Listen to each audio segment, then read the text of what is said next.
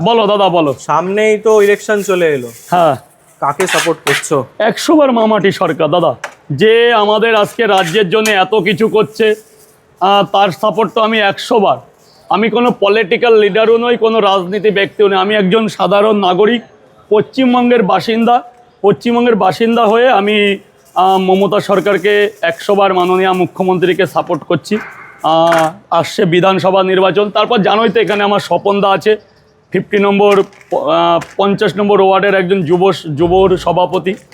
তো আমরা তার নেতৃত্বতে মামাটিকে ভালোবাসি এবং মামাটি মানুষকে ভালোবাসি। কে জানো, আমাদের গ্রামে আজকে তুমি গিয়ে দেখবে যে গ্রামের পরিস্থিতি বিগত দিনে কি ছিল আর আজকে কি হয়েছে। আজকে সোনা ঢেলে দিয়েছে। আজকে আমরা হাঁটতে পারতাম না, সেখানে প্লাস্টার মানে ঢালাই রাস্তা, যেটাকে বাংলা ভাষায় বলে। যেখানে ছিল খালের উপর দিয়ে পোল দেওয়া, আমরা দীর্ঘদিন খালের উপর থেকে মানে পোলের পদে ইলেকট্রিক পোলের উপর দিয়ে উঠেছি। সেটা এখন 37 লাখ টাকার প্রজেক্টের চেয়ে একটা ব্রিজে। ও বাপ, 37 লাখ টাকার প্রজেক্ট। একটা হাই ড্রেন হচ্ছে গ্রাম বাংলায়, বুঝতে পেরেছো? যে হাই ড্রেন হচ্ছে গ্রামে। তারপরে আজকে বেকার ভাতা, আজকে যুবচ্ছি, আজকে রূপচ্ছি। একটা মেয়ে বিয়ে করলেও সে 30,000 টাকা পাচ্ছে।